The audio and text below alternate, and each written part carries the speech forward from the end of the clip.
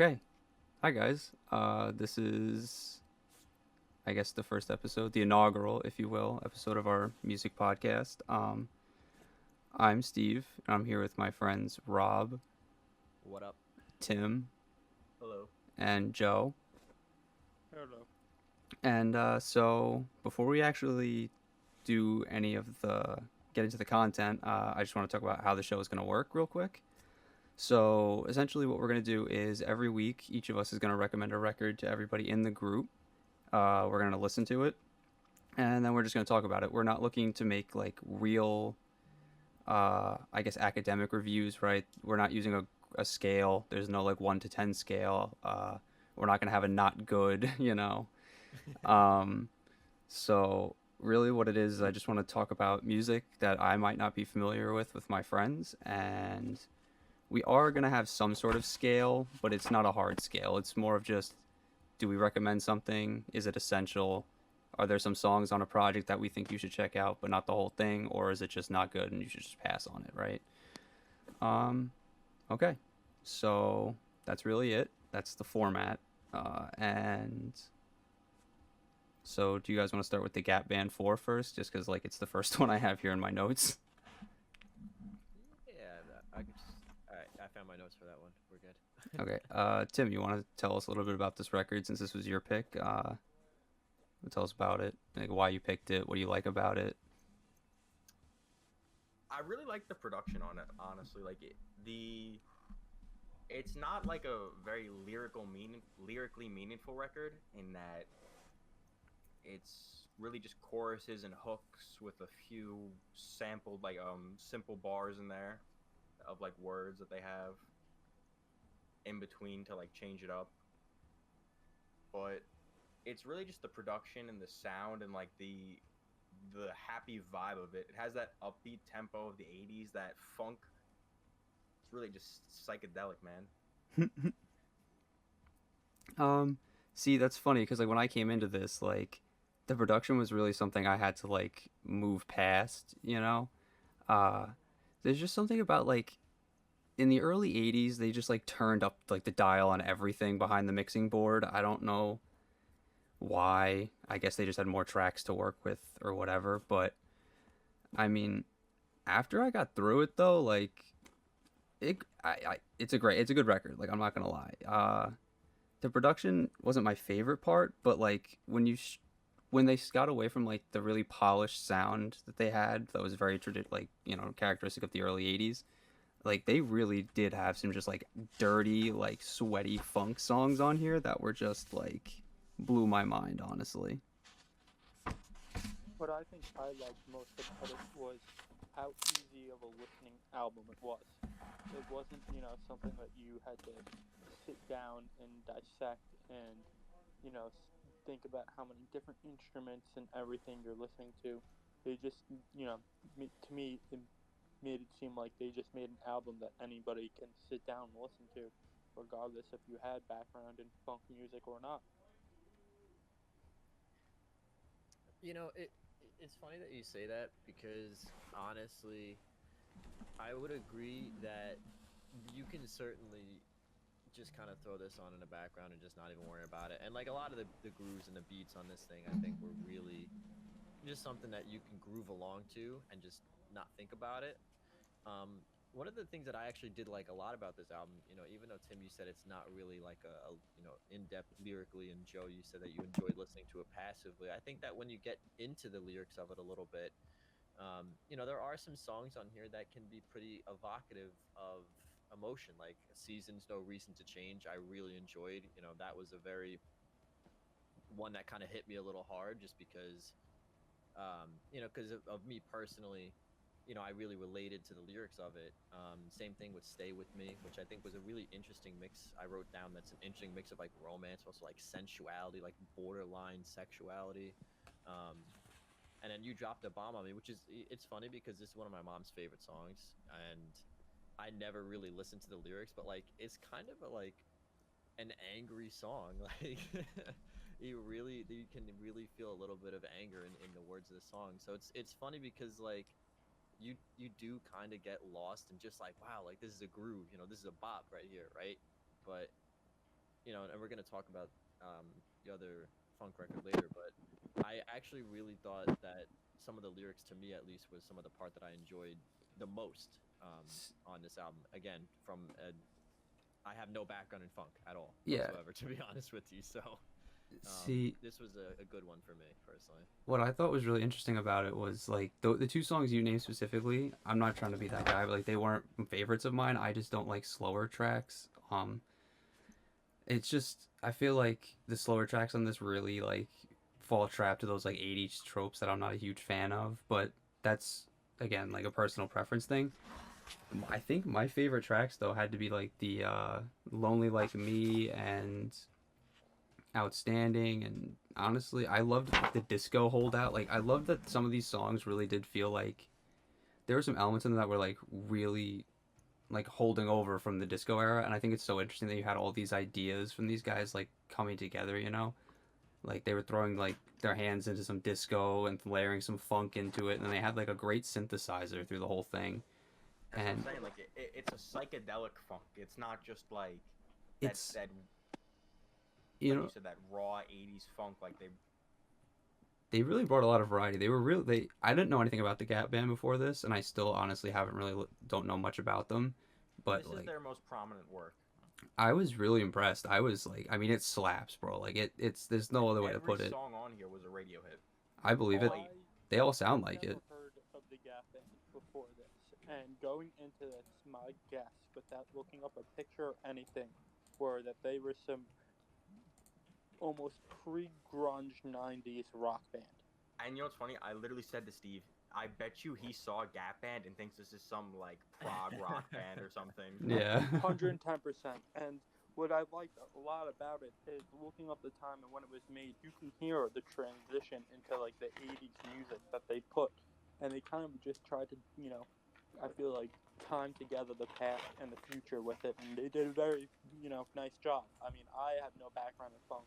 For all I know, that could have been a sound that's been out for 5 years. But for somebody that's never listened to, probably that was their, I'll say technically second funk album and even second funk album of the day, let's just say.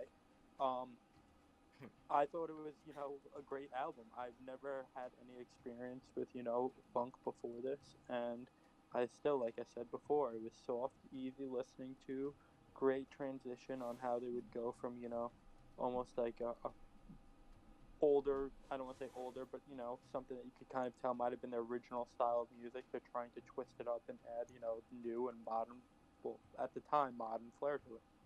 Yeah, I like you said, it's a very transitional record, and I think that's what I admire about it so much is that they didn't get lost in like the transition from the 70s into the 80s, right? Like they didn't see all this new stuff and have to get all these gated drums and all this reverb and everything else they slapped on every track from 1980 to 86, but like they still did add some really modern elements. Like some of these songs really just feel like you should be driving a white Ferrari, like just racing around Miami with Don Johnson. Like it's just the perfect, like they're just party songs. They're just great.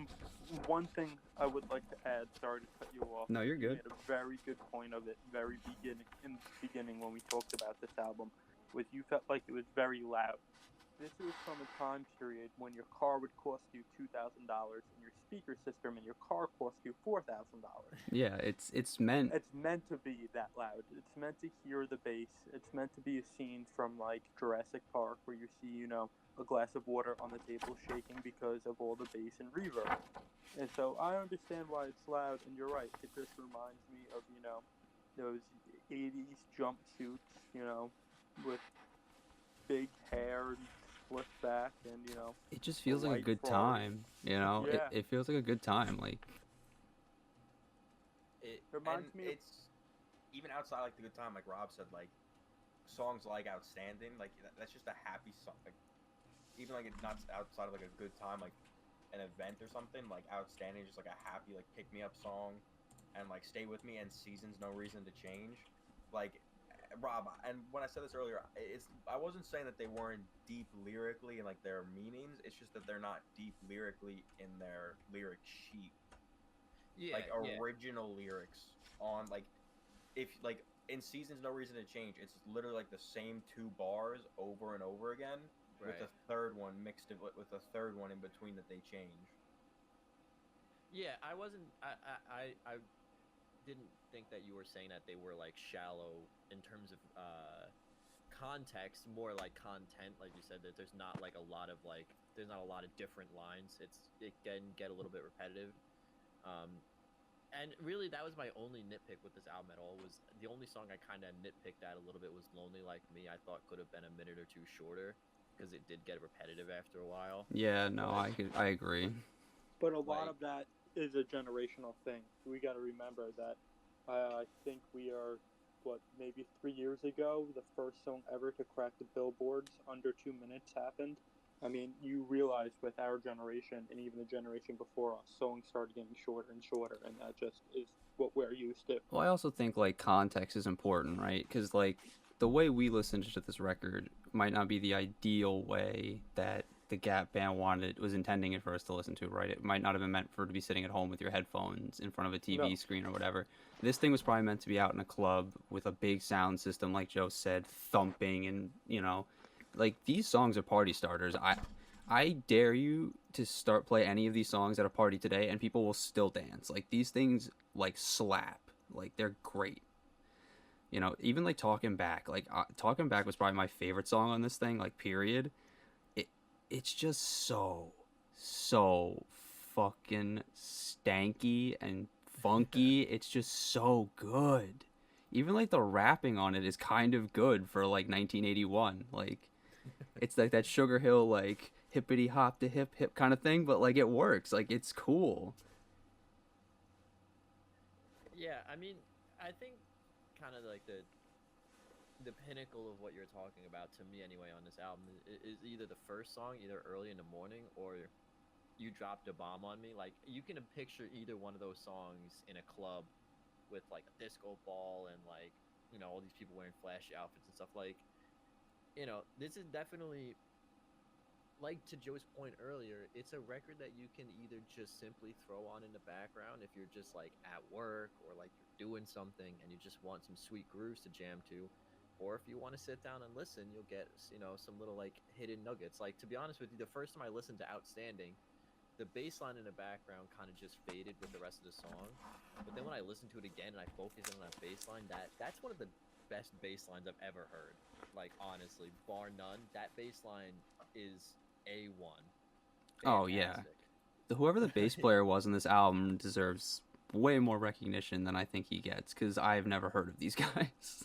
Like this guy's good. Like on Are they almost a all very these known songs. band? Not like I said, this was their most prominent work. It was the best that they ever did. It like I said, all 8 were radio hits, and Outstanding and You Dropped the Bomb on Me, or Outstanding hit #1 on black charts, which that's what it was back then. It was a black chart, and they hit 14 on hip hop charts. Wow. They even had a hip Yeah. hop chart in 1981. That's crazy. That's actually kind of crazy. Yeah, it was it was 2 different it was hip hop charts, like that was the whole category. Like, it was hip hop charts, Yeah, no, I know. and then it was just the black charts, like that was the other category. Yeah, I don't understand. the black music But- charts. Well, then they started to make it sound a little less like confrontationally racist. They were like, now it's the urban music charts. It's like, urban. Yeah. Is that just a nice way of saying? No, thank you. I'm not wading into this one. I just really enjoyed the flow. I think one of the better things about this album too is the way that it all kind of flows together, because you start with this grooving song Early in the Morning, and then Seasons and Lonely Like Me and then Stay With Me are all kind of like these lower key, they're still grooves, but they kind of bring you down a little bit. And then you end with like You Dropped a Bomb on Me, and especially Talking Back, which is like makes me want to get up out of my chair, write what I'm doing. Like Yeah, it's. I really enjoyed like the flow. I think they did well. I mean, I personally maybe would have put Talking Back a couple songs up just to kind of mesh more with the upbeat intro, but honestly, to end with a song that's as good as that one, like I really can't complain. Like I have basically no serious issues with this album in any way, shape, or form. To be honest with you. Yeah, I don't have any particularly big gripes with it either, honestly. I just the slower songs weren't didn't really hold me, to be honest, and that's just a personal thing. I just don't it has to be like really really beautiful, or it has to be like I have to be in the mood for it, and like I slow songs are just so hit or miss for me. I uh also just really love the layering of the vocals. I think oh it's really yeah, well done. their harmonies are Because beautiful. exactly, like, because it's three people in a harmonization, like it's not layered like in a mix. It's layered like because that's how they're actually just performing it. And like I love that like the vocals come like in stark contrast to the other funk record we're gonna talk about later. Preview, Yeah. like the vocals come right out at you. Like these guys are singing like right out in front of the mix, high up top, like, and it's gorgeous. Like their voices are really just their harmonies are beautiful. You could tell that they've done work together for a while, of like a decent amount of time at least. Yeah, Like, I would they're bet money related, that right? I actually don't know that answer, I but I thought probably should. I think I don't know. I just thought I read on Apple Music when I looked at it that like it said something about the so and so brothers. So I could be totally wrong, but But you could tell they've that worked together band forever. was well, they started in the 70s, and They are they three were brothers. already older by the 80s. They were already older, so you would presume that they were probably doing trio performances back in the 60s when that was like a thing, Yeah, they're probably doing like Origin doo-wop is- and in stuff. the 50s. Yeah. Origins 1967 in Tulsa, sorry, Oklahoma, and it is three brothers, which consist of Charlie, Ronnie, and Robert Wilson. Okay, so yeah, you could tell they've been singing together probably their whole lives then. Like, and it shows like these guys know how to use their voices. At the time of this album, they were already recording together for 15 years. Shit, jeez. Yeah, Yeah, and so it they had been shows. working since Now- 67. So, Yeah, not even just and so that. you know that they were performing for probably 15 years before that. Yeah, exactly. because they're brothers. So Yeah, and exactly. They grew up singing together. Exactly. And it shows. It really does show. Do you guys think that they put "Talking Back" at the end of the album? I'm just like now thinking about it. Do you think they put it at the end of the album because it's like that intro is such a shift from the rest of the album that they were like, listen, like we don't want to let's just throw this in at the end because we don't want to turn people off like right away. I wonder if it was also like you said, it might have been like the most like daring thing they did on the whole album. I wonder if it's just like they threw it at the end because it was like a big closer. It's like let's just smash them over the head with it before it's over and like leave them with it, like. I would assume it was probably the closer album because, like, this album wasn't meant to be studio broken down, Like consumed like the way we did, yeah. exactly. Like it was meant to be like On a dance floor. played at like at a hall or like in a club, Yeah. and just to run through the songs quick. So this was probably just the 8-song set list that they had at their concerts. See, the real thing though is I do like I'm gonna give them some credit here. I really do think that they left Talking Back at the end because, like we said, like the rest of the record isn't. It's not that it's not deep lyrically. It's just that it's not, like you said, it's like deep in like content. Like it's most of the same things repeated over and over again.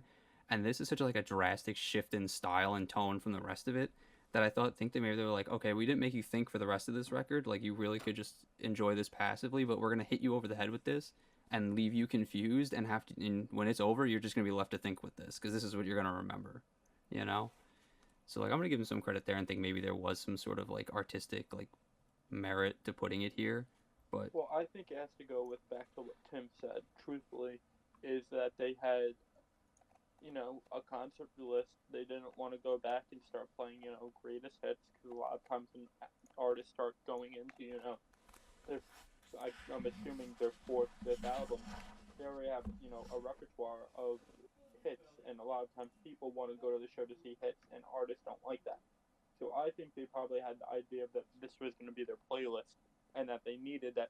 I don't want to say that big crash, but that big closer. That's something in your face, like here we are, and then lights out, we're done, thank you, have a beautiful night. Yeah, even if like as the encore, right? You play your closer, come back out, play this as the encore, and then leave. Like, it's gonna tear the house down no matter where you put it in the set list. It's a great song, but why not leave the house torn down when you don't have to play another 8 songs? Yeah, I just think like just because it's so different, like that intro, just like you said, it's kind of like a punch in the face because you've listened to like these smooth funk beats this whole time. A lot of the songs on this album are very light. They're very, spacey, I would say. And then like that intro just hits you on talking back, and you almost have to like shake the cobwebs out. Like, what am I listening to here? You know. Yeah, it's And I just think they might have left it at the end because it's a little bit, like you said, daring. And so they probably were like, listen, like, we don't want to hit people over the head with this immediately. Like, the rest of the album is pretty cohesive. And this is so different that, like, let's just put this in at the end and see if they like it. yeah, I could see that. I so do you guys want to give your final thoughts? Let's see. You want to go first, Rob? It's funny because this is actually the album that I listened to last, and so a lot of my thoughts were coming off of the other piece that we're going to talk about, and were comparison thoughts. But like, generally speaking, I thought if the album flowed together very nicely. I thought the curveball of talking back at the end was a really nice choice. I can absolutely see myself going back to listen to like Seasons, No Reason to Change again, just because of how like spacey and beautiful that song is to me. And it's an album you can listen to in any way, whether you want to listen to it passively or actively. So, I mean, I slapped it with a recommended tag because even somebody like this is the second funk album I've ever listened to in my whole life, all the way through. I absolutely loved it. So I would highly recommend this album. I gave it a recommend as well. It's I think people like fans of this style of music will love this no matter what, but I think like everybody really should give this thing a shot. Like it's really good. It's I thought there were some filler tracks, but I thought they were really admirable filler. Like they were still good songs, and it wasn't something that was just like, oh, when I got to it. Um, but everything else I thought was just outside of the filler. I thought the content was just like bulletproof. These guys were really they were good at what they did, and I'm amazed that like they don't get talked about more because this thing is great. Uh, it's gonna get a party started no matter when you put this thing on. It could be 1981, it could be 2040. This thing is gonna make people dance no matter what year. I don't know about that, but Yeah, man, this I could thing's definitely. I'm not gonna say it, but I can think of some scenarios that people aren't gonna dance to this music too. I mean, certain tracks. Like if you start with like Seasons, No Reason to Change, everyone might just start crying. But like if you open up with the right track, I think it's a pretty good bop, to be honest. Like if you throw on there, You Dropped a Bomb on Me, like that bass line is just gonna get everyone up on their feet. yeah, it's good, man. I'm really impressed. No, it definitely is. I would definitely give it a recommended, tag, label, whatever you want to call it, as well. Just because, to me, this isn't something that I'm like, oh my, what is this? I've never heard anything like this. But at the same time, I kept on saying this. It was an easy listen to that anybody can, pick up. It's something that, you walk into a record store and somebody gives you this record, you know that they're not going to say no, this is bad. They're going to like it regardless of who they were. Pretty much. I obviously give it a recommend since it was my recommended choice, but I mean- everything that I made you listen to. but sucked. Outstanding is literally one of my favorite songs. Probably like if I in my top 200 songs ever, it's in there without a doubt. So that's quite the feat to get in there with all the music that I've listened to. So Gap Band is great. So, do you guys just want to talk about the other funk record next because it's our last album Yeah. is stylistically very different. Yeah, because I think it's very relevant. I think we might as well, just because, like I said, a lot 'Cause of then- my thoughts for the Gap Band were coming off of the other piece. Which I think you maybe shouldn't have done, Rob. But I think no matter how you did it, it would have turned out Well, this way. I- So. Well, it's I just by listened nature of to one listening to a them the way day. we do, right? I Yeah. listened to one a day, and like obviously before this, I had no context for any of this music. Obviously, if I were to rework the order in which I listened to this stuff, I would have listened to this one first. But like I had no idea. I've never heard of any of this stuff before. Yeah, so all right, so the other funk record we're talking about is my pick and what I consider probably Sly and the Family Stone's magnum opus. There's a Riot going on from 1971. Sly Stone takes his band and his family, which is the same thing mostly. Well, they were like his brothers and sisters. Takes him from San Francisco, moves him to L.A., starts doing a lot of copious amounts of drugs like PCP and cocaine, and locked himself in a studio. And this is what we got. I did not know the backstory about this album, and now that I knew that, it makes a lot more sense, and I respect it even a little bit more, I think. See, like this is that was kind of what I want. I want everybody to go in without context because I want to see if your opinion changes once we start talking about it here, you know. And what I think is really interesting is like Sly Stone not only produced the whole thing himself, he wrote the whole thing himself, he plays the whole thing himself. I mean, he literally just locked himself in a studio with his instruments and just this is what came out. So the recording's a one-man band. Pretty much, he uses drum machines. So he does this really interesting thing on here that I thought was pretty cool too for the time. He took like early drum machines and they were so primitive that like they obviously couldn't replace a drummer. So he just would overdub the rest of the drum fill on top of a drum machine. So it has like this weird like synthetic but like really very real drum sound, you know? Like specifically on the cymbals. Like I don't know if you guys could hear it, but like when you listen to it, to me it always sounds very dusty and like sandy. And like I think it's because the cymbals come from the drum machine. So To me, I could definitely understand that, like with the drum machine, because you can tell that it's more synthetic. It's more like closer to like I want to say like an '80s pop song than it would be to like an actual funk song with the drums. But I found it very interesting because you could tell that he definitely tries a whole bunch of different things in this that I don't think personally I don't think other people tried with funk. There's a lot of just different sounds entirely. yeah, so just like I thought it fits like it's one vibe, right? Like this album really is like one long like just stoned like hazy like vibe through the whole thing. And I really like that about it, but it can I mean like the mix is kind of hard to work with. It's kind of dense. It's kind of murky. Like it's very muddy in places, but like that's what I find so interesting is like it's just like he just like threw all the paint on the canvas and like in some spots it got too dark and like it just turned into like brown and not appealing, but for the most part it's just this really wild kaleidoscope of like just ideas that Sly Stone came up with out of his mind on drugs. So I mean I don't know, I might have been an artistic choice for it all to sound this way, but Yeah, I thought so. This was the record that I listened to first, and I kind of came out of it almost feeling like I felt like there was something I was missing, like I didn't get something, you know. And now that you kind of explained the context in which this record was made, I feel like there was nothing to really get, so to say, in the sense that you said like this is kind of just Sly Stone just being raw and like there's no ulterior motive to the way that this was produced, because I thought like a lot on most of the songs actually the vocals were really hard to hear.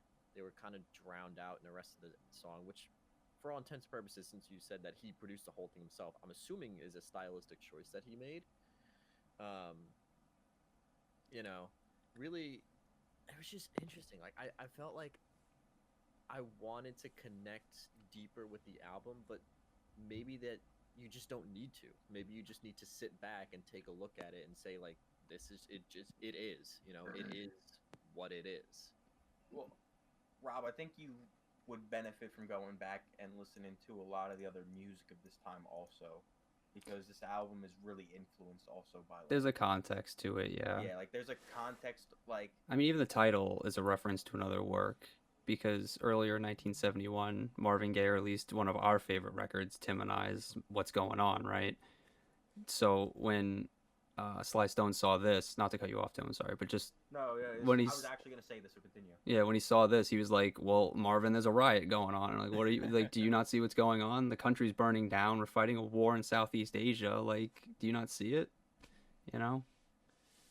You know, even that being said, though, despite the fact that I felt kind of lost on a lot of these songs in terms of like I didn't get it, I still really enjoyed most of the album. There's only a couple songs that I would really actively avoid listening to. One of them would be the only song that I didn't really like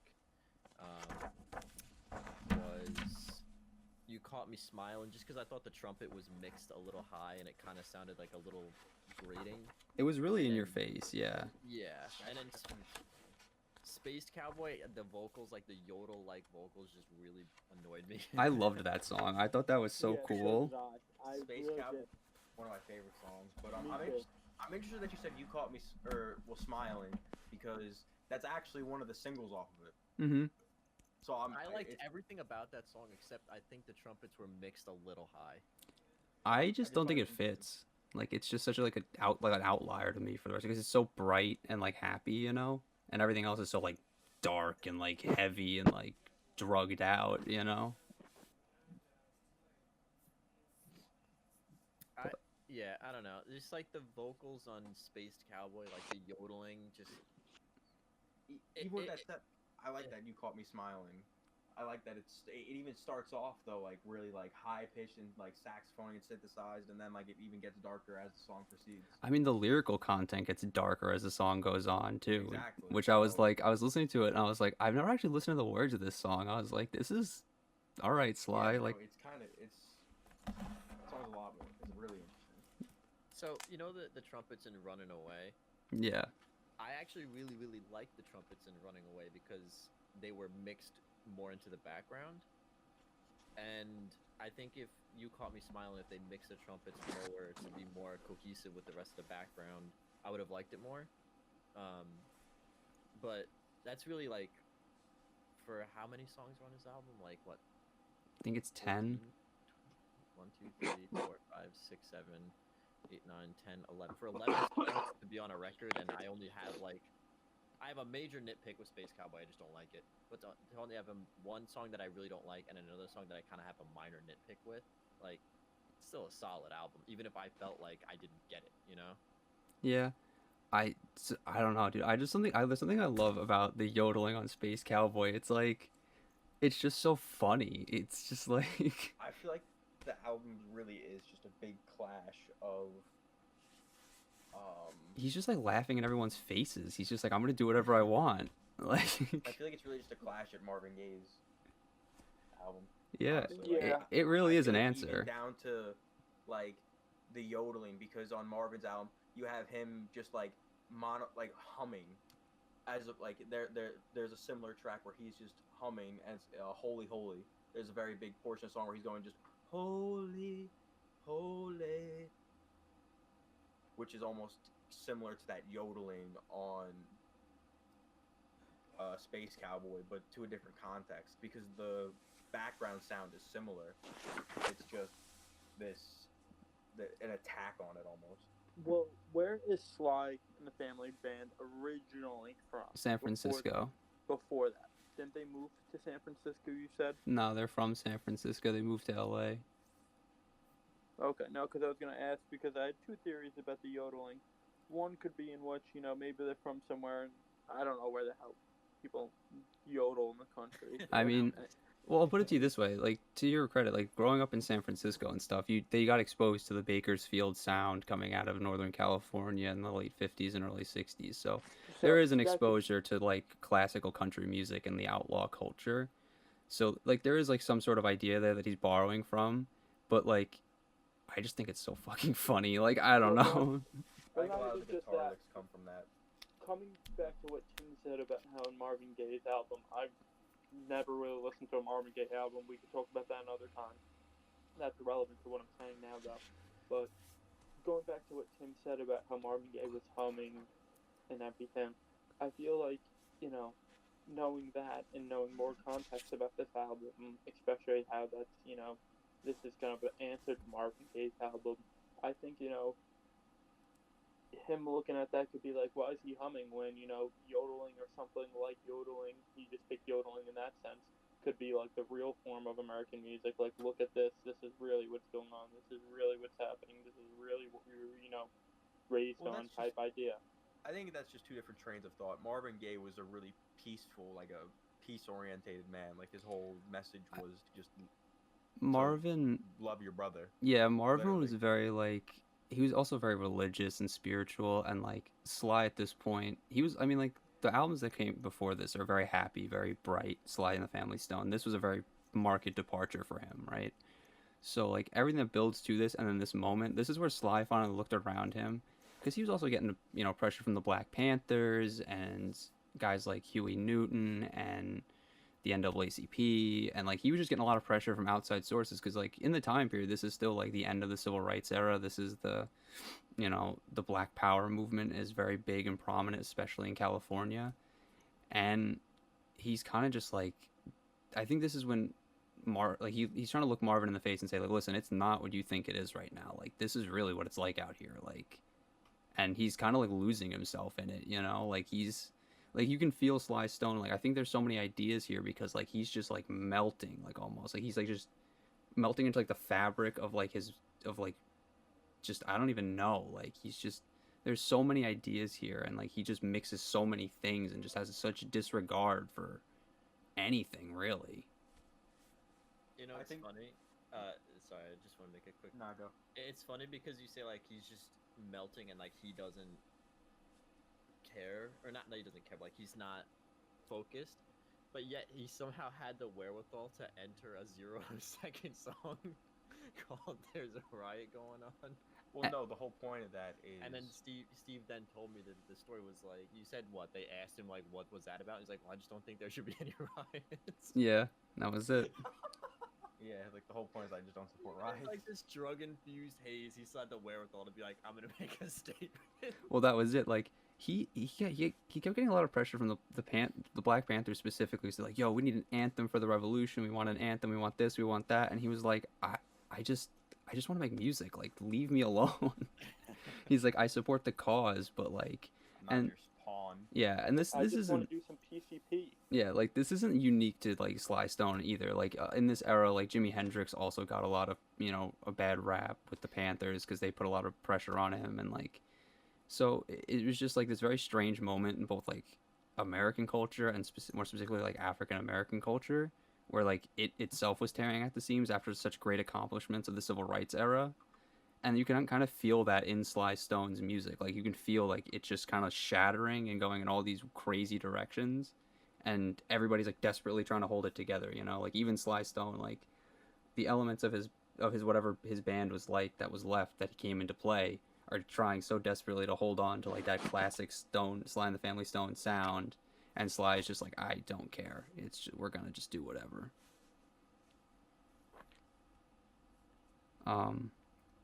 So I want to talk about my favorite track, and I want to know what you guys thought of it.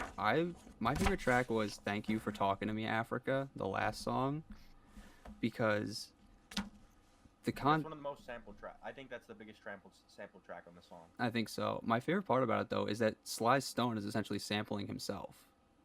He took "Thank You for Letting Me Be Myself," which was their last big chart hit in the summer of 1970, and stretched it out, slowed it down, pretty much totally destroyed it, and made it this. And I think this is so much more interesting. Like, there's nothing wrong with the original single, but like, there's just something about like the bass in it, like that thumping bass line that just goes through the whole thing, and like that guitar, and the only vocal uttered the entire time is just the refrain from the original song, "Thank you for letting me be myself." At no point did they ever say "Thank you for talking to me, Africa." And I think it's the longest track on the album, but I don't know. I could listen to this thing all day. This is just Africa Talks to You is longer, but yes, it's the second longest then. Okay. yeah, it's 8 minutes is Africa Talks to You. The other one's 7 minutes. Yeah, and at 7 minutes, it still doesn't feel like it drags at any point. Like when it starts to slow down and lose momentum, it like shifts and gives you something else to like listen to. He's always like adding something to the mix, and then it kind of just stops. Like he just ends the record. It just goes to its finish, and then it's just over, and that's it. Well, what I'd like to point out, and I also said this earlier, was he has, I feel like, so many different sounds and instruments that your mind can just pick something else to go on to. And it's almost like you could tell, like, I don't want to say like a drug induced psychosis, but like you could tell, that he wasn't just thinking about one thing. Like it kept on going and going and going. And that was a good point that you just brought up, that, it just keeps on going and going until it just comes to a shuddering end, and then it's just Yeah, silence. it just abruptly ends, and like I think this goes back to what we were saying with the Gap Band earlier, right? Like this is like he leaves you with these ideas, like he presents all these like weird ideas to you throughout the record, right? And then he kind of gives you this mellow like funk track to like let you think about them, and then like he just stops, and then he leaves you with all the ideas all at once. He's like, here you go, and then he just cuts the album off. It's over, and that's it. And now you're just left here with these ideas, and you don't really know what to make of them, like which, you know, As somebody who had like no context to what you were talking about, like the sampling, and I didn't even know that he sampled himself, and I didn't really know that this was, supposed to be, or that it was essentially a rework and a reimagination of one of his earlier pieces. I thought that this was a very fitting and overall really good way to end this record, because in the Gap Band with the end of the record, like they kind of give you a curveball. They're like, here's what we, here's a difference, right? Here's what we can do that's a little bit different. Whereas this was nice, slow, plodding. Um, it winds down like the funkiness that you get in a lot of the other parts of the album, but it doesn't eliminate the sweet groove. And I felt like overall, like you said, I honestly had totally forgotten how long the song was, because at no point was I sitting there like, when is this going to be over? You know, yeah. like it was just an experience to just sit through and listen to it. And I thought that it was an excellent, excellent way to wind down the album as a whole. I'll see. I'll put it to you this way. You know what it feels like? It feels like this is the come down to the crazy, like, coke addled high that was the rest of this record. Because to Joe's point, like he said, like that he said, there's so many ideas here. Like it really does feel like somebody who's just like brain didn't stop. Like he was just on so many drugs. I'm not gonna keep blaming drugs, but he was just like so wired and was on a lot of drugs. Like that's just the truth. And it just like his brain couldn't. He just couldn't. He was restless. He couldn't settle down. And then like this track feels like he finally just like sat down on his couch at the end of the day and was just like, wow, okay. Now, Steve, you said he locked himself in his room when he made this. He Or in the essentially locked studio? himself in the studio. Yeah. That makes sense, because you could just tell that he just, at one point of it, just was like, I don't want to say done, but He's like, it's done. What else do I have left to say? You know. yeah, I got my message point. Yeah, I got my message across. I got the point across. I'm going home, packing my bags. That's it. Yeah. I mean, and the other track I wanted to, we don't have to talk about all of them. I just wanted to talk about another one, which was Time, because I thought Time was also a very strange, like, I thought this one and Running Away were like the two like outliers, like sonically. Um, I thought the only thing that really brought Time back into like the fold was like the production quality on it, like the weird spaciness to it. But overall, I thought it was very different. It was really like I thought it was cool. I really dug it because like Sly Stone doesn't sing at all on this thing. He's just like moans and growls the entire Like, time. I don't want to say gurgles, but like Yeah, moans. he just like uses his voice as like an instrument, and it's really cool to me. I thought it was really interesting. I like it's not like the best song on the album, the best song on the album, but like I thought it was fun. Distortion's just so heavy. It's really nice. I like it. It's funny because when you mentioned that he was using his voice as an instrument to an extent, because that's actually what I wrote in my notes. Um, I said the melancholic groove here is smooth and clean, and even though I don't really think there's much being said vocally, the sound of his voice alone is a nice addition. Like And it's almost like Sly at this point. Again, we keep coming back to the drug thing, but one of the things that you can happen when you're on a lot of drugs is you just kind of start to lose your sense of self, and it almost feels like in this song, Sly just becomes the music. even Like like he ceases to be Sly Stone and my music, and it's just like I am this. I am the Family Stone. yeah, like yo, you're yeah, 100%. It's like and even outside, like you said, outside of the context of drugs, like this could be how he felt like in the culture of the time too. Like he's losing himself to all these outside forces pulling him in all these directions, and he's just like, I don't know what I am anymore. And I don't know. I just thought it was so interesting. And this is, by the way, like the only time his voice ever comes to the front of the mix on any of these songs and isn't buried is when he's not singing. It's when he's just like humming and like groaning and just like vocalizing. And I thought that was really interesting. He's like, whatever he like actually, any words he's actually saying are always just buried under just layers and layers of like whatever else is on the track.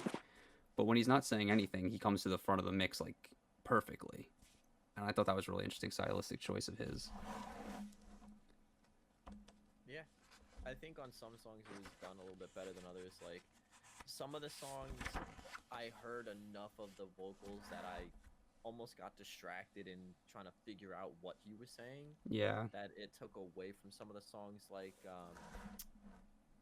in the first song, I wrote that the vocals were kind of distracting because it felt like they were loud enough to want to be heard, but not loud enough to be understood.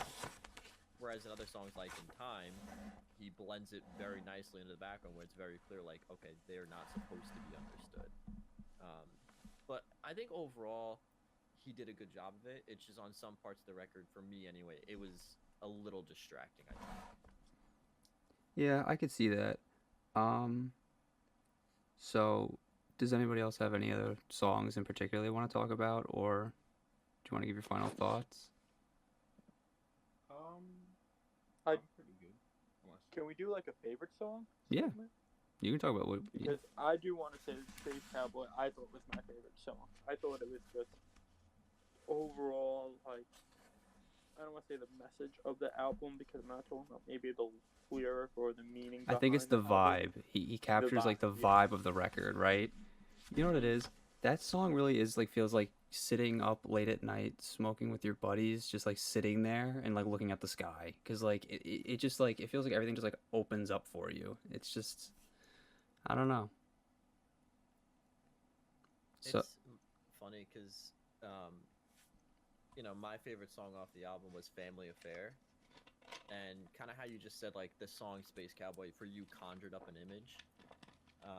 In my notes for Family Affair, I wrote that this gave me an image of, like, and I don't know if this was Sly's intention, but this is what it did to me, is it gave me a feeling of, like, small town America, like, sitting in a nice car cruising down a suburban block. Like, it was, to me, despite the lyrical content being a little, you know, again, on the darker side to fit the tone of the album, like, it just felt like a warm song. And I don't know, I really like Family Affair. That was my personal favorite off the album. Family Affair was the number one hit, and it's definitely probably the strongest and most like cohesive artistic statement on the record. I see, like you said, the lyrics are just so funny to me because it's like like how this family's got like no chance, and then the other one's like he's cheating on his wife, and like the family's breaking apart, and it's just like this all over this really funky happy beat. It's like ugh. It's like a weird juxtaposition. So final thoughts. I'll go first, I guess, because it was my pick. My final thoughts is I listed this as an essential. I'm not gonna lie. I mean, I have a little bit of a bias. I recommended it. It's one of my favorite records, but I consider it an essential just because I think it offers something to everybody, whether you want to just listen to it passively, because it does give you moments where you can just dance and groove.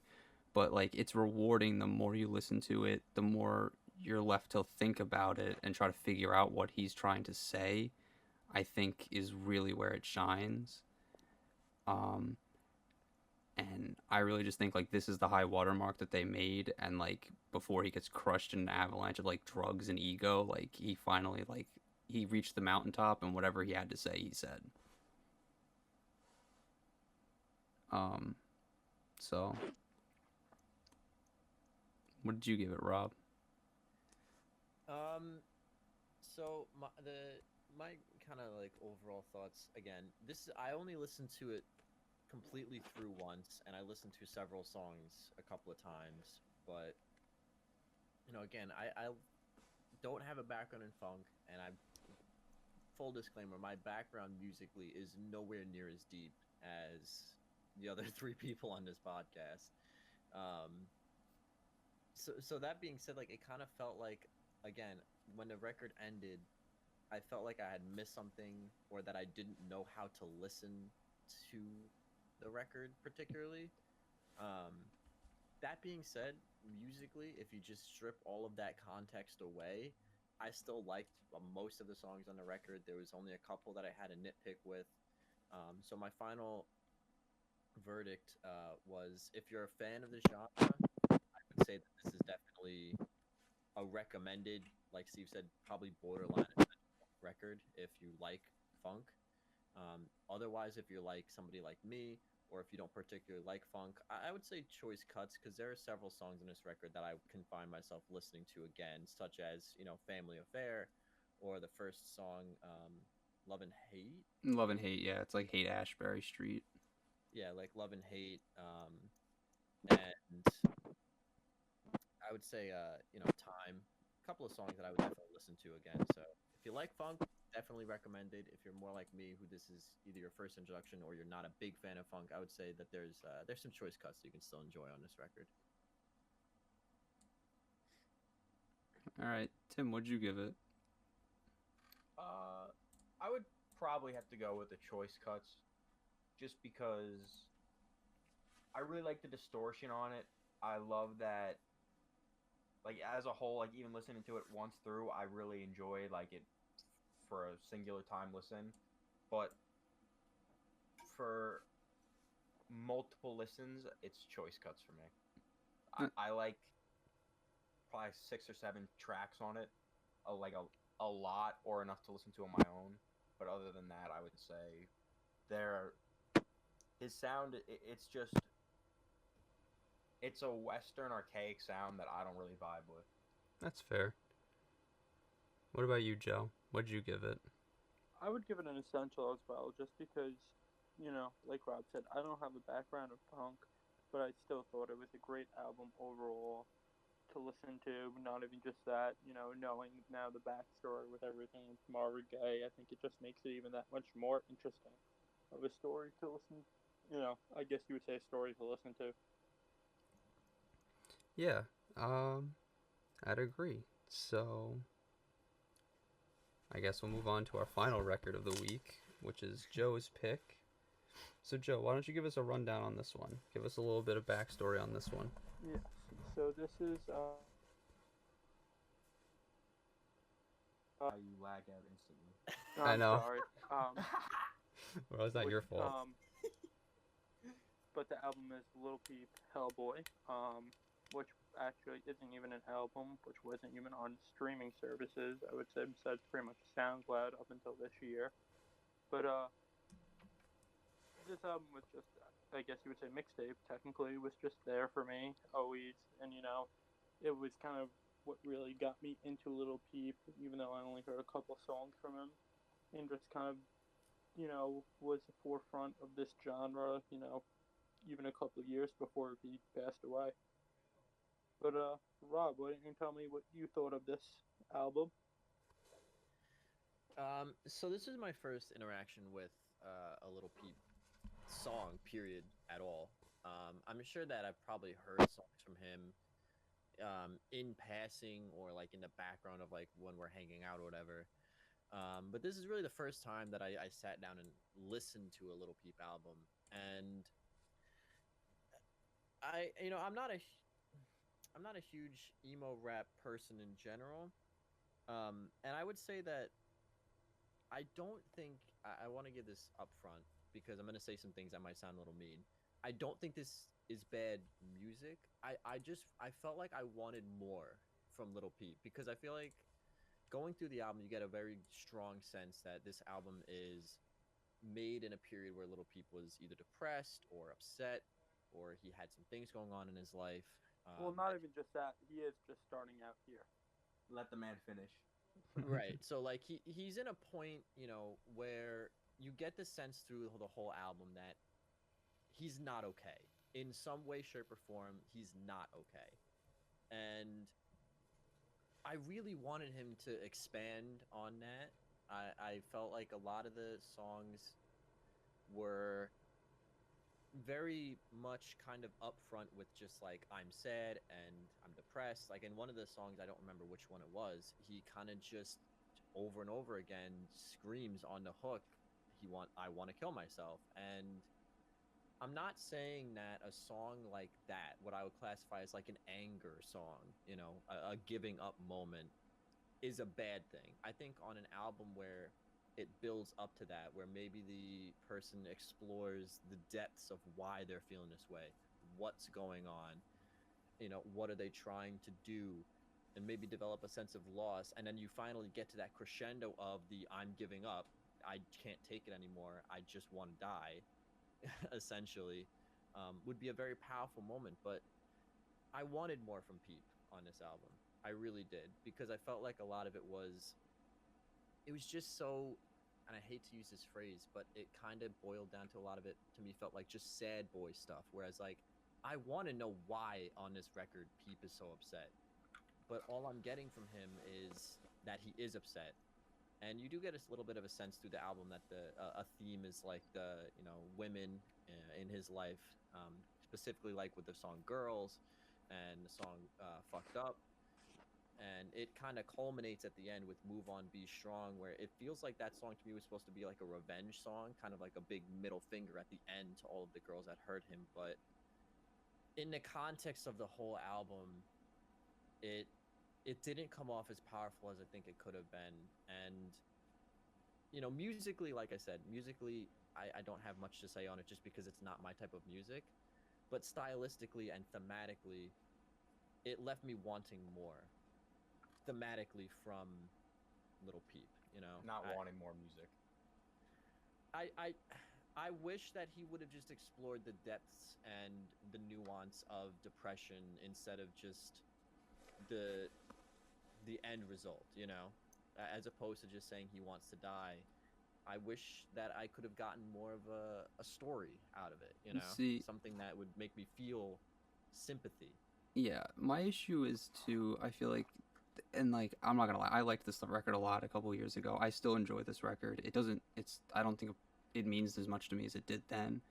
But, um, the real thing is, I feel like Peep lacks like a sense of self-awareness almost. Like, he doesn't like it, and to Joe's, like Joe said, he was just starting out here, so he would develop a sense of self-awareness as he went on. But like, it's just very like, even the boasting feels kind of like, I don't know. It doesn't feel like earnest. Like, I feel like specifically the boasting doesn't feel earnest, because like the rest of the record, it's all about telling me how sad you are. It's like cool, but like instead of these tracks like Drive By, where he's just like boasting about like, his Motorola phone and how fast his car goes, which are all like metaphors. But I feel like if he'd explored like how he got to feel the way he did on these other tracks by replacing some of these other weaker tracks, I think we could have had a really, really like good, great project here.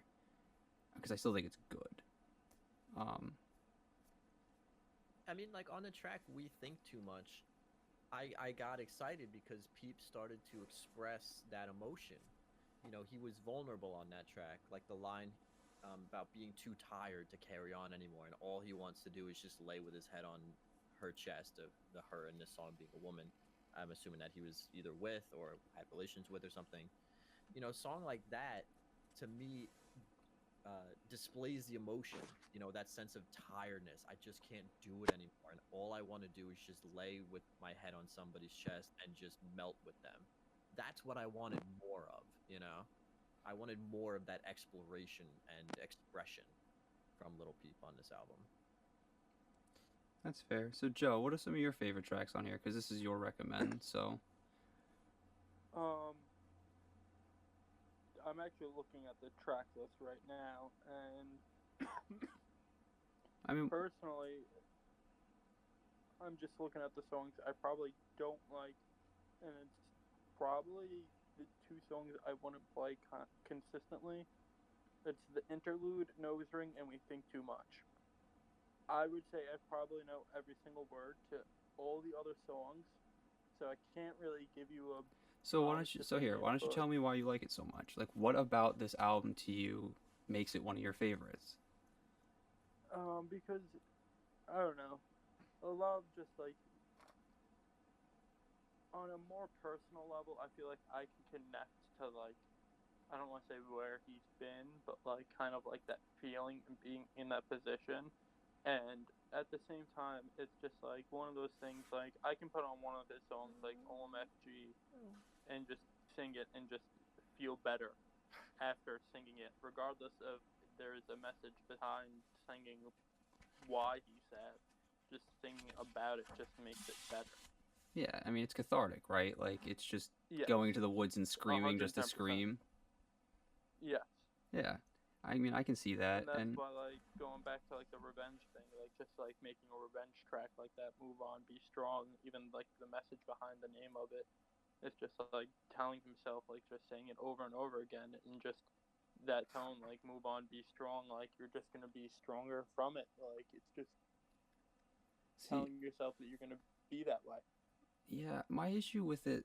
See, my only issue with that is like he wants to move on and he wants to be strong, but like thematically up to this point, he just keeps saying he can't, right? Like it's all about how he keeps trying and failing, but like the real issue I have is like there's never like I don't say he has to tell us about his real life, right? Like I don't care if he tells us about his real life, but like it just feels like the he says you a lot and he doesn't really like it just feels very like I guess opaque. Like it's very like broad strokes that he's painting with here, and it's like Rob said, like it's like Rob saying. I think it lacks a lot of nuance. Like he's just making big bold strokes because he's feels this way, and I guess he's also very young here, right? Because he's probably what like 18 or whatever. Um, at this time he is 19, Okay, yeah. 19 or 20. So he's young, so he's painting with bold strokes, and I mean, Well, not even just that. Also, at this time, I believe right before he came out with this is when him and Bella Thorne broke up. I forgot he dated Bella Thorne. That's that's such a weird thing that That's wild. happened. I honestly forgot that happened. God, Yeah. it's a weird So, time. that's why the whole message behind him, like, he never really calls out names or people at all. Yeah, see, but like He's not really.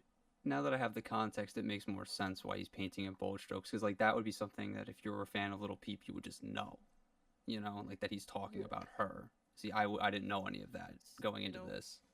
The thing is, if when we look at certain records, right, there's an arc to them, and clearly there's a theme with this record.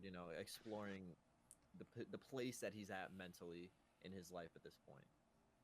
So there's a theme, and with a lot of albums with a theme, there's like an arc, right? There's like usually a crescendo. There's a point where it comes to a head, like we were talking about on the last album. The crescendo of the album is really at the end where Sly says, "Well, that's all I've got to say." You know, this album to me feels a little bit more flat in that many of the songs express the exact same thing, whereas I if it had built up, right, like it started off with Peep, like exploring like his past relationship, and then delving into the depths of his sadness because he feels like he can't trust certain women, like in the other songs. And then it peaks with like either the revenge song or the anger of just I can't deal with this anymore. I just need to scream about how much I don't want to be here. I feel like that would be a really, really powerful statement. And that's but a lot of the songs to me just kind of feel like surface level explorations, you know. And it's like, yeah, like I think the context matters, right? So like if you're just really upset, if you're at that point in your life, right? Sometimes you just need something to throw on in the background and just vibe to. Like Joe, like you said, sometimes you just need a song to scream your head off to. And I get Yes. it. That's really, I totally get that. I just wish it wasn't the whole album. If there was like a couple of songs that were like that, I think that would work and be very powerful. The end of this album left me wanting more, and that's really what I got out of it the most, I think, is a sense of, yeah, but what, I want to know more. Right. Yeah, I would agree. Like I said, I think there's just ideas here that Peep would go on to explore a little more thoroughly, like later in his work, that maybe he didn't execute on all that well. And there's nothing wrong with that. I mean, like, like there's nothing wrong with it as an artist falling on your face because you tried something. You know, like I think it's really admirable that he even put himself out there and tried it. But I just don't think a lot of it works. And I think it's just like the problem is too. It's long. It falls into the same like issue that a lot of mixtapes do, where I think it's like, isn't it over like 15 songs or something like that? I I have the track list here. One, I two, believe it's three, 16. 4, 5, 6, 7, 8, 9, 10, 11, 12, 13, 14, 15, 16. Yeah, yeah. See, 16. I feel like 16 tracks, 47 minutes, something like that. I think it could Yeah. have. I think it really could have been trimmed down to a traditional LP length at maybe 11 songs, 12 songs, and that's not to say like I think it's a bad album. I just think like there's some tracks on here that I think we could do without that maybe aren't as strong as others, and I think it serves to take away from the rest of the whole because it removes me from the experience, and then I have to re-engage again, and like it's hard to do that moving from song to song, you know. Wait, so I want to ask a question. This is his first like commercial work. Um, this is, I wouldn't even say is his first commercial work. His first commercial work that was actually out on any streaming service besides pretty much YouTube, Spinrilla, and SoundCloud was "Come Over When You Were Sober" Part 1, which came out. I'm actually looking up the date. It's like right before he Um, died, right? "Come Over When You Were Sober" came out almost a full year after this album. This album came out in September of 2016. "Come Over When You're Sober" came out August 2017. November 15th, 2017, he was dead. Okay, because I was talking to Steve and Tim about this during the week when I was listening to this.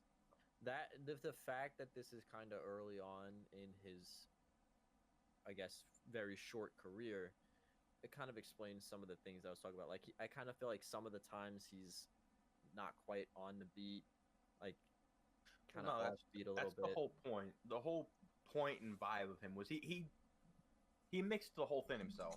He mixed all the tracks in GarageBand. He didn't have any like Right. formal and he didn't make any of the beats himself. Well, So no, that's not true at all. He definitely did not make all or most of his beats by himself. A lot of it was just recorded in either most tour of it was buses. sampled or GarageBand mixed. He didn't make the beats.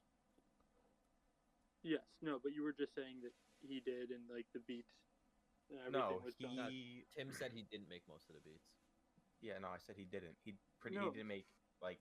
Most of them are producers anyway. That's, But even that's what still- I'm saying. He didn't produce or like What? make his Yeah. beats. Like he mixed all the things in GarageBand. Yeah, and my whole point in asking that is because that kind of explains it a little bit more. Like, if this is like not It's a whole dipping his do-it-yourself toe in. vibe. Yeah, yeah. Like, it's raw, it's rough. There's a lot of parts of it that I think were you could definitely tell. Like, I don't want to say amateurish, but to be fair, at that time he was an amateur. That's just the fact of the matter. So that kind of explains a little bit more. So I can give some of those stuff a little bit more of a pass. The whole rapping offbeat thing, yeah, but that might just be a production issue, more so than a talent issue. So that now that I know the context that this is like kind of his first work, I can excuse some of the production hiccups. I'll say not necessarily Well, like this was his fifth mixtape. This was his Yeah. fifth Well- one that he made. But he The made them all in first- pretty rapid most of them- succession. What was that? Didn't they all come out like really like close to one another? Wasn't it Well, like it depends on how are you looking at it. Are you looking at it on Spotify, Tim? No, it's his fifth. It's the fifth mixtape he made. Because a lot of the mixtapes he had before this were either 3, 4 No, like it's like songs. it's actually like the fifth one. Okay, you're looking at like because No, like I'm When telling you- you, like it's the fifth one that okay, he well made. I'm asking you, how are you looking at? Are you looking at with like Crybaby before this, California Girls before that? I'm looking at the ones that he made, Okay, and well, it's I the wasn't fifth sure. one. Okay, because one, I think there's even more than that. But a lot of his I'm mixtapes not before looking this, at I'm not Okay. looking on Spotify. I'm not looking somewhere. I'm telling you from a factual statement, it's the fifth one he made. Well, actually, I believe that there's even more, believe it or not, than that, because a lot of his mixtapes before this were 2, 3 songs. and a lot of it were stuff that he even did before when he was 16 with just random beats he found on YouTube. He released almost everything he came out with. He didn't hold anything back. Okay, what does that have to do with Yeah, it? but Like, even that being said, like if he was like even if he was Because just releasing stuff like over beats on YouTube, you know, that's still this is still like a pretty grandiose project for somebody at the time, you know? Like this is a 40 plus, like Tim said, 47-minute 16-song record. So like this is an undertaking for somebody who, if what Joe is saying is accurate, which I don't doubt it is, that most of his other work has been 2 to 3 songs. Like 47 minutes and 16 songs is a big step up from that. So Especially when you're expected to. I mean, usually when you write your first album, right, you've wrote all these songs over the course of like months or years, and now you're just turning out songs every couple of months because you have to keep recording. So like the pace that Peep recorded at, I'm not surprised that like there are some missteps here, right? Because like Joe said, he didn't hold anything back. He just made music, and whatever he made, he put out. I and think he from what I understand, the final mix of this album wasn't made by him either. probably not. no, It, where it's did you post. listen to it? From what I understand, like the final mix that you like listen to, like the commercial one, Joe. The Yeah, final mix of the commercial album. well, it depends on what What app we're you listen talking to it. about. Okay, well, if you listen to it on SoundCloud, it's a totally different mix. We're talking about the official album here, bud. for full disclaimer, I just there was a playlist on YouTube on like the official record channel that I listened to it off of. So that's the version I listened to. Yeah, it's probably the original mix. Yeah, I just think that some of the themes and things that he's exploring on this record have been done better by his contemporaries and even some of his predecessors, but I would say that I like the theory. I like the premise. Um, I just wish that he went a little deeper, and some of the musical gripes that I have with it are just more of a personal thing, and can be excused because, like you said, this is pretty early on in his, exploration of his musical ability. So, um, yeah, that's kind of my thoughts in a neat little nutshell. Yeah, I mean, I'm in the same boat. I gave it a choice cuts ranking for the week just because. I mean, I still like this record, and it still has some personal, I still have some nostalgia from it and things like that. But overall, I don't think I would recommend it as a whole piece to somebody else. I don't think I'd give them like be like, hey, listen to this start to finish. I think I would just be like, hey, here are the songs that I really liked off this that you might like, and if you like these, then yeah, go explore the rest of it. So like, fans of this like type of music, yeah, they're gonna like the whole thing. But like anybody else, I don't know if you really need to rush out and hear it. But like, if you do want to, I think there's some standout tracks you should listen to. Otherwise, I don't think the whole thing is really worth sitting down and like digesting at once. Oh, I forgot my rating. I said pass, and the only reason I said pass is because I feel like the when we were talking about like the definition of these things, like you said, like good theory, just the execution was a little bit flawed, and I think that's kind of what sums up my thoughts. Really, is that I don't hate what he's trying to do here, and perhaps if he had not unfortunately passed away, and like Steve said, maybe on his later records he does delve a little bit deeper into that kind of stuff. But I mean, if you and it's also I feel like a record that's very context driven. So like if you're in that frame of mind, you're definitely gonna connect with this record more. Um, so I would say my final vote would be pass, and except in certain circumstances where the context is friendlier towards the record, because me just sitting at my computer, generally speaking, being kind of okay, I didn't really connect with it. But like if you're in that frame of mind, you might form that emotional bond with a lot of more of these songs than I did. Yeah, I could see that. Yeah. I'm just gonna give it a pass. I really don't like it. That's kind of just it. I don't really have much positive to say about it, other than I guess I kind of enjoy the song "Drive By." Joe, I imagine Joe's gonna give it a recommend at least. I mean, Joe's like, I it's hate his this album, album. yeah. I was gonna give it a choice cuts because I don't think that this is Lil Peep's best work. There's definitely other things I would recommend from Lil Peep before this. But How yeah. much, actually, how much, like, after this, because you said that this was, like, really close to his passing away, how much more after this did he actually release? After this, he released Castles 2, which was I'm trying to remember the producer was it Nedarb? It was, I believe, the producer Nedarb and Little Tracy, because Hellboy was his first thing that he dropped with Goth Boy Click. Before that, he was with a group called Schema Posse, which I don't know if you've ever heard of Ghost Main.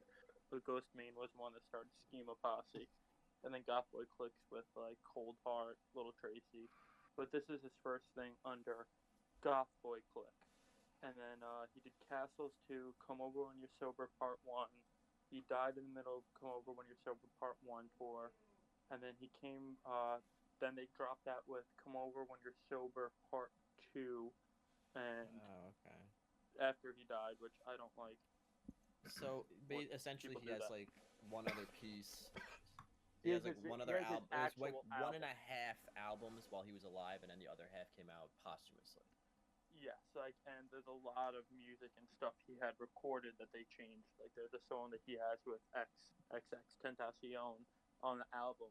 Him and X actually do not get or supposedly did not get along and did not talk to each other while they were alive.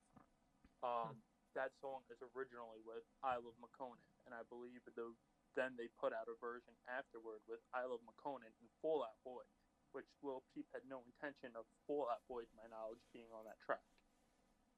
Yeah. Just like they gave him a Marshmallow song, just like they gave Juice WRLD a Marshmallow song. This is like a totally different thought, but I hate the way that estates and record labels treat dead artists. There are a lot of things sitting in vaults that we were never meant to hear. Specifically the Experience Hendrix one. The estate is the one I'm most familiar with, being like with my background and everything. It's just like they pick every little note or like little riff that Jimi Hendrix ever recorded, and they put it out like, you need to hear this. And it's like, listen, I don't need to hear Jimi Hendrix just noodling around on his guitar. I really think he'd rather you remember him for the body of work he finished while he was alive, and he finished, like actually finished, than the stuff he was working on when he died, because it's not ready. You know? Not even just that. It's like also for Lil Peep's sake. It's like, I'm sure he's grateful everything happened after he died and how he blew up. But there was a hologram of a picture of him on the Parliament building in England after Yeah. he died. And like before that, like, he was not that big. He was yeah. not from England. He was from Long Beach, Long Island. Like, Yeah, it's strange. It's strange how death changes the perception of an artist, and that's a different topic for a different day. But Tim it's just didn't like the mixtape because he's wearing a Devils shirt on it. But Nah, Joe. obviously, no, that's a joke. I'm just joking. I'm totally joking. I just had to say that because it is funny. And supposedly he was a hockey fan and he was into anime. And there's actually some very interesting tracks that you guys should probably listen to. Like, one, he actually samples the theme song of Code Geass as the whole entire beat. yeah. I mean, I think there's like, again, like I said, if you're a fan of Little Peep's kind of music, I think like you should probably explore more of it. And if you liked any of these songs, if you listen to it, you should probably look into something else, the other stuff he's done. Yeah, He's definitely talented. Definitely was interesting. a lot worse emo rap out there. Yeah, it's true. I wouldn't even call him a rapper, but So I think that's it for this week. We'll be back next week with another list. I guess we'll tease it here. Next week we'll be back with The Velvet Underground and Nico, Supermodel by Foster the People, Random Access Memories by Daft Punk, and Neighbors by Blink-182. Neighborhoods. I'm sorry. Yeah, Neighborhoods by Blink-182. I wasn't sure. Oh my God, why was it so loud? But yeah. So we'll see you next week. Thanks for watching. Bye.